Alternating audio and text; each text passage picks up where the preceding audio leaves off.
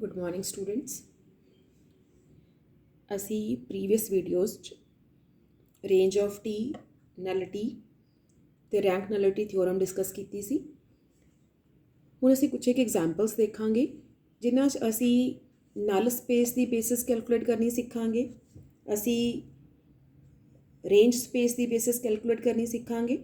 फिर उस तो बाद असी रैंक नलिटी थ्योरम के questions देखांगे। For a linear transformation T from R2 to R3 defined by T of xy, this is x minus y minus x and minus x. Find the basis of its null space. ਜਦੋਂ ਅਸੀਂ ਗੱਲ ਕਰਦੇ ਹਾਂ ਨਲ space ਦੀ ਤਾਂ ਅਸੀਂ ਇਹ ਦੇਖਦੇ ਹਾਂ ਕਿ ਅੰਡਰ ਟੀ ਕਿੰਨੇ ਐਲੀਮੈਂਟ ਹੈ ਜੋ ਜ਼ੀਰੋ 'ਤੇ ਮੈਪ ਹੋ ਰਹੇ ਹੈ। देखो जीरो बाय डिफॉल्ट जीरो ते मैप होंदी है। असी पिछे अगर लीनियर ट्रांसफॉर्मेशन दी प्रॉपर्टीज़ देखिए तो जीरो बाय डिफॉल्ट जीरो ते मैप होंदी है। सो असी नॉन जीरो एलीमेंट कैलकुलेट करने हैं। सानू वी दे नॉन जीरो वैक्टर चाहिए है जेड़े अंडर टी जीरो ते मैप होन। सो देखिए इस क्वेश्चन नू। So given transformation is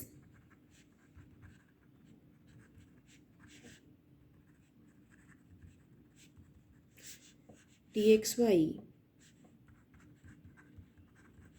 this is x minus y minus x and minus x.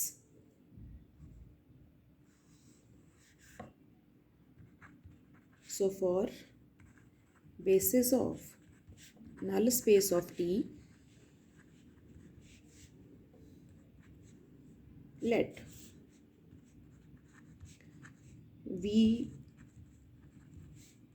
this belongs to NT. Suppose V का कोई वैक्टर असी लै रहे हैं जो NT नू बिलोंग कर रहा है। इट मीनस अंडर T इस वैक्टर की इमेज जीरो ते मैप होएगी।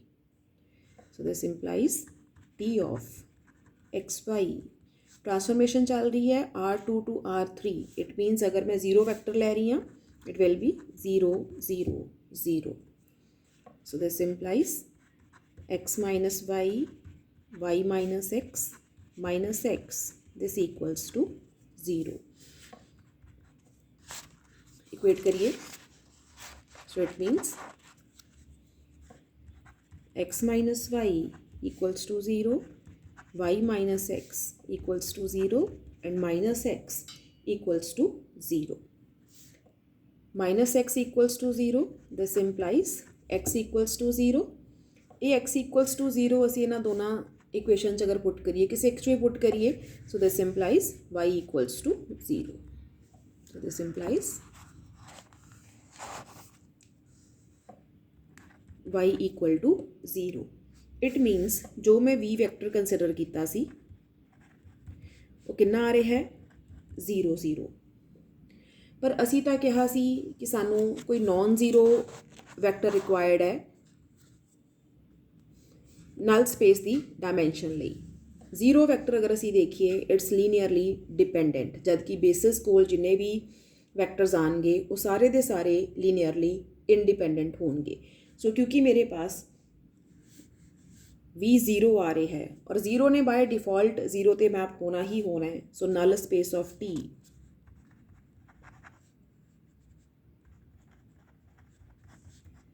नल स्पेस ऑफ टी ये कोल सिर्फ जीरो जाएगा। कोई भी नॉन जीरो वैक्टर नहीं आ रहा जो दूसरी साइड W जीरो ते मैप हो रहा हो। असी जदों भी नल स्पेस की डायमेंशन बेसिस कैलकुलेट करनी है तो असी सेम प्रोसेस फॉलो करना है। जो भी ट्रांसफॉर्मेशन सानू गिवन है असी एक वैक्टर लै लैना है V equal to this XY। इस ट्रांसफॉर्मेशन में इक्वल टू 0 करना है। इत्थों साडे कोल जिन्नियां भी इक्वेशनस बननगियां इन्हां सारियां इक्वेशनस नू साइमल्टेनियसली सॉल्व करना है। सॉल्व करन तो बाद अगर मेरे पास कोई नॉन जीरो वैक्टर आ जाता है इट विल कॉन्स्टिट्यूट डायमेंशन। जिन्ने भी नॉन जीरो वैक्टर आएंगे उन्नी मेरी नल स्पेस की डायमेंशन आएगी। इत्थे मेरे कोल भी जीरो आ रहा सी सो नल स्पेस ऑफ टी सिर्फ जीरो है। ये कोल सिर्फ जीरो वैक्टर है जो जीरो ते मैप हो रहा है। कोई भी नॉन जीरो वैक्टर जीरो ते मैप नहीं होएगा। नेक्स्ट क्वेश्चन देखते हैं। मेरा नेक्स्ट क्वेश्चन है find the dimension of null space and range space of a linear transformation T that is from R3 to R3 defined by T of xyz this equals to x plus 2y y minus z x plus 2z।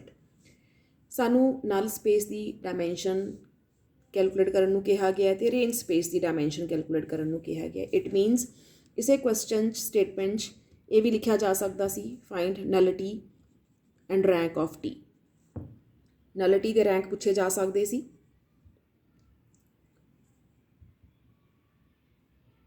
इत्थों सानू एक चीज़ ये clear हो रही है कि जदों असी नल स्पेस की डायमेंशन कैलकुलेट करनी है या रेंज स्पेस की डायमेंशन कैलकुलेट करनी है तो मैनू ये देखना पैना है कि इन्हां दोनों की बेसिस नंबर ऑफ एलीमेंट जा किन्ने रहे है। सो फर्स्टली डायमेंशन तो सिर्फ काउंटिंग है कि बेसिस किन्ने एलीमेंट प्रेजेंट है। सो अल्टीमेटली असी हर ट्रांसफॉर्मेशन इस टाइप का क्वेश्चन जो भी डिस्कस करना है असी ये देखना है कि वो बेसिस सेट एलीमेंट किन्ने जा रहे है। सो असी इन्हां दी बेसिस सेट कैलकुलेट करिए।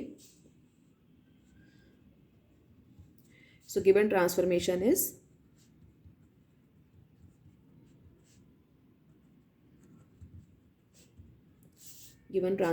is T from R3 to R3 given by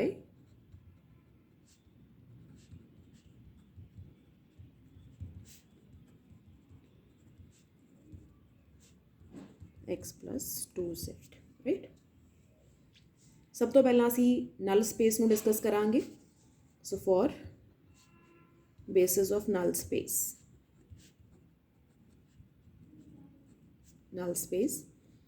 late V this is any vector xyz belongs to R3। let this element V belongs to null space of T। So let V belongs to NT। अगर ये V null space में belong करता है it means यदि image under T it must be 0। So this implies x plus 2y y minus z x plus 2z it must be equals to 0। Equate करिए दोनों sides. So this implies x plus 2y equals to 0, y minus z equals to 0 and x plus 2z equals to 0। From here what I get? Y equals to z। From here I get x equals to minus 2z। So अगर इसे vector v लिखना चाहिए ये vector v आएगा कितना x y z x equals to minus 2z y equal to z z equals to z। z common लीजिए। So this is minus 2 1 and 1। It means मेरे कोल जो नल स्पेस की बेसिस आ रही है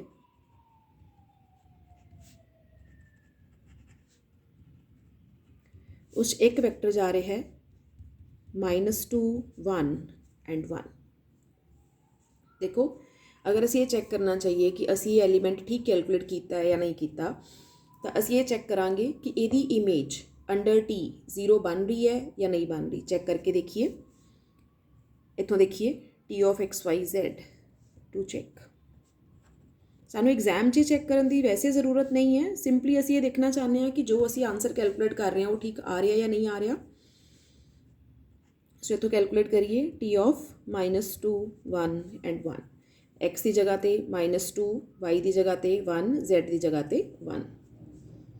so what I get this is x plus 2y। x is -2 y is 1 so this is -2 plus 2 then y minus z 1 minus 1 then x plus 2z x plus 2z so this is -2 plus 2 and this equals to 0। it means a vector R3 का ऐसा vector है जो under T image की दे रहे है 0। It means a vector null space का हिस्सा बनेगा। सो नल स्पेस एक ही एलिमेंट जा रहे हैं यदि basis this is -2 1 and 1। So dimension of null space और I can write it as nullity or I can write it as dimension of null space of T, this equals to 1. So dimension 1 आ रही है मेरे पास. Now to check the basis for range of T. So to find basis of RT, range of T the basis find out करिए. So firstly null space वाला काम easy है. ਅਸੀਂ simply ਜੋ transformation given ਹੈ ਇਸੇ ਨੂੰ ਇਕੁਅਲ ਟੂ 0 ਕਰ ਦੇਣਾ ਹੈ ਔਰ ਉੱਥੋਂ ਸਾਡੇ ਪਾਸ ਸਾਰੀ ਇਕੁਏਸ਼ਨ ਸੋਲਵ ਕਰਨ ਤੋਂ ਬਾਅਦ ਸਾਨੂੰ ਵੈਕਟਰ ਬੜੀ ਈਜ਼ੀਲੀ ਮਿਲ ਜਾਂਦੇ ਹੈ. ਜਦੋਂ ਅਸੀਂ range of tea the basis find out ਕਰਨੀ ਹੈ ਉਹਦੇ ਲਈ ਇੱਕ ਪਾਰਟਿਕੂਲਰ ਪ੍ਰੋਸੈਸ ਹੈ. ਸਮਝੀਏ ਇਸ ਚੀਜ਼ ਨੂੰ. ਸੋ ਸਾਡੇ ਪਾਸ ਜੋ ਟਰਾਂਸਫਰਮੇਸ਼ਨ ਹੈ T, this is from R3 to R3. मैं R3 दी स्टैंडर्ड बेसिस कंसिडर करनी है. So let be this equals to E1, E2, E3. ये मेरी स्टैंडर्ड बेसिस है. This is 1 0 0 0 1 0 0 0 1, right. ਅਸੀਂ ਇਸ ਬੇਸਿਸ ਸੈੱਟ ਦਾ under T image set consider ਕਰਦੇ ਹਾਂ. ਸੈੱਟ ਆਫ ਇਮੇजेस ਇੱਧਰ ਚਲਾ ਜਾਏਗਾ. So T of E1, this is T of 1 0 0. Transformation ਅਸੀਂ ਇੱਥੇ ਦੁਬਾਰਾ ਲਿਖ ਦਿੰਦੇ ਹਾਂ ਕਿਉਂਕਿ ਸਾਨੂੰ ਬਾਰ-ਬਾਰ ਅਦਰਵਾਈਜ਼ ਪੇਜ ਉੱਪਰ ਨੀਚੇ ਕਰਕੇ ਚੈੱਕ ਕਰਨਾ ਪੈਂਦਾ. ਮੈਂ ਇੱਥੇ ਦੁਬਾਰਾ ਲਿਖ ਰਹੀ ਹਾਂ. T of XYZ, this is x plus 2y, then y minus z, then x plus 2z, right? So t of 1 0 0, x ਦੀ ਜਗ੍ਹਾ ਤੇ 1, y ਦੀ ਜਗ੍ਹਾ ਤੇ 0, z ਦੀ ਜਗ੍ਹਾ ਤੇ 0. ਇੱਥੇ 1 ਇਹ 0 ਹੋ ਜਾਣਗੇ ਸਾਰੇ ਔਰ ਇੱਥੇ ਵੀ 1. So what I get? This is 1 y minus z, 0 minus 0, this is 0, and x plus 2z, this is 1, right? Next, t of E2. So this is t of 0 1 0. It means y ਦੀ ਜਗ੍ਹਾ ਤੇ 1, x ਤੇ z ਦੋਨੋਂ 0. ਇੱਥੇ ਦੇਖੀਏ y ਦੀ ਜਗ੍ਹਾ ਤੇ 1 ਪੁੱਟ ਕਰਾਂਗੇ, it will be 2. ਇੱਥੇ y ਦੀ ਜਗ੍ਹਾ ਤੇ 1 ਪੁੱਟ ਕਰਾਂਗੇ, it will be 1. x ਤੇ z ਦੋਨੋਂ 0 ਹੈ, it will be 0. Similarly, t of E3. This is t of 0 0 and 1. It means z की जगह ते 1, x ते y दोनों वैक्टर 0. इत्थे देखिए x ते y दोनों 0 है, it will be 0. y 0, z की जगह ते 1, दिस इज -1. x 0, z की जगह ते 1, दिस इज 2. सो मेरे पास जो मैं स्टैंडर्ड बेसिस की इमेज कंसिडर की अंडर टी तो मेरे पास ये 3 वैक्टर आ रहे हैं. सो B1, दिस इज इन्होंने तिना वैक्टर को लिखिए.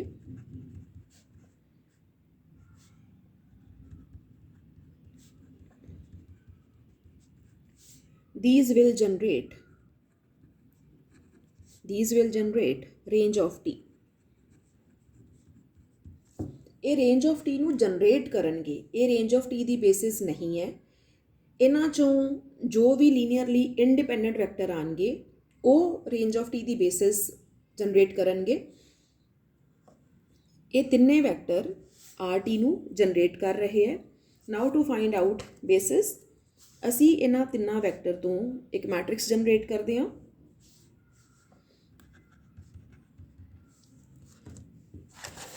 असी इन्हां तिन्ना वैक्टर तो एक मैट्रिक्स जनरेट कर रहे हैं.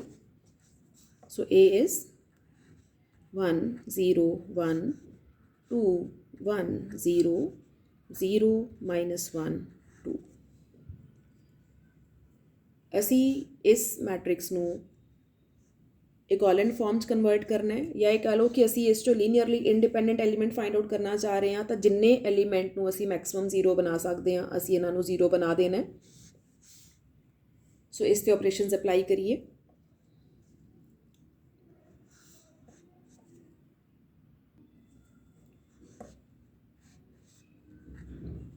सो मैं ऑपरेशन अप्लाई कर रही हूँ. R2, this is R2 minus 2 times R1. first row as it is. R2 minus 2 times R1, it will be 0. इन्हों दो नाल मल्टीप्लाई करांगे, this element will remain 1. दो नाल मल्टीप्लाई करिए, 0 minus 2, it will be minus 2. So 0 minus 1 and 2. Then R3, this is R3 plus R2. So 1 0 1 0 1 minus 2 0 0 and 0. सो मेरे पास एक पूरी रो ज़ीरो हो चुकी है. इट मीन्स मेरे कोल दो ही लीनियरली इंडिपेंडेंट वेक्टर आ रहे हैं, एक 1 0 1 एक 0 1 minus 2. सो ये दो linearly independent vector range of T the basis generate करेंगे. Hence 1 0 1 and 0 1 minus 2, this forms linearly independent set. This forms linearly independent set which generates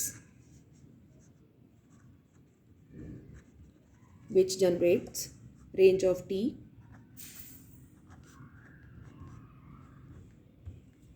hence let it be B1. I can write it as B2. Hence B2, this is 1 0 1 0 1 minus 2 is a basis of range of T. In the dimension, this is called rank of T and this equals to 2. अगर असी देखिए जो transformation का rank है वो 2 आ रहा है, जो ट्रांसफॉर्मेशन की नलिटी सी वो मेरे पास 1 आ रही सी. इत्थों मेरी रैंक नलिटी थ्योरम भी वेरीफाई हो रही है. देखो सो अगर मैं रैंक ते नलिटी दोनों को ऐड करा, so what I get, so rank of T plus nullity T, this equals to 2 plus 1, this equals to 3 and this equals to dimension of V. इत्थे V है कितना सी, this was R3. Hence rank nullity theorem is verified. I hope ये question समझ आया होएगा. Thank you so much.